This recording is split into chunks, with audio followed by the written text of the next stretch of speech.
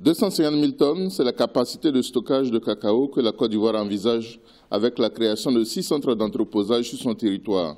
Le pays est premier producteur mondial de cacao avec 2,1 millions de tonnes. Le Ghana, deuxième producteur mondial avec 950 000 tonnes, doit également créer des centres de stockage.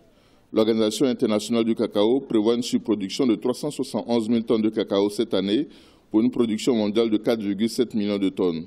Du fait notamment de la surproduction, les cours mondiaux de cacao ont chuté de plus de 35% depuis 2016. La constitution de stocks permettrait de réguler l'approvisionnement et de faire remonter les cours. Les pays producteurs ont adopté une position commune en 5 points. Cela concerne notamment la révision de l'accord sur le cacao de 2010 et la maîtrise des statistiques de production. La plupart de nos États ne disposent d'aucune information sur le verger, sur le nombre de cacaoculteurs, sur la masse de production qui est réalisée chaque année, la cartographie de cette réalisation, et on n'a aucune information également sur les besoins de consommation. Donc il y a un véritable problème d'adressage économique et financier de cette question.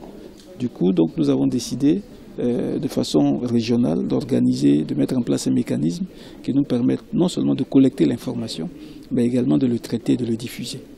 L'Organisation internationale du cacao est prête à aider les pays producteurs à mettre en œuvre leurs 5 propositions en liaison avec l'Union européenne et les industriels. Autant nous parlons d'une production mondiale de 4 700 000 tonnes et un niveau de broyage qui se trouve à 4 200 000, donc on a un écart de 400 à 500 000 tonnes.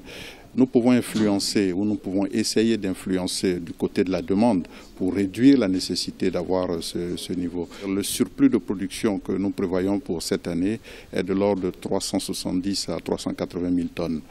Selon nos analyses, si la tendance actuelle au niveau de la production continue, il nous faudra un écart de 4 à 5 ans pour pouvoir absorber déjà ce surplus que nous avons. La Banque africaine de développement a accordé 1,2 milliard de dollars à la Côte d'Ivoire et au Ghana pour les soutenir à travers la création d'infrastructures d'entreposage. En plus du stockage, les pays producteurs doivent limiter leur production pour réduire l'excédent structurel. Ces pays comptent enfin réactiver leur alliance, la COPAL, afin d'être un acteur majeur du commerce mondial du cacao.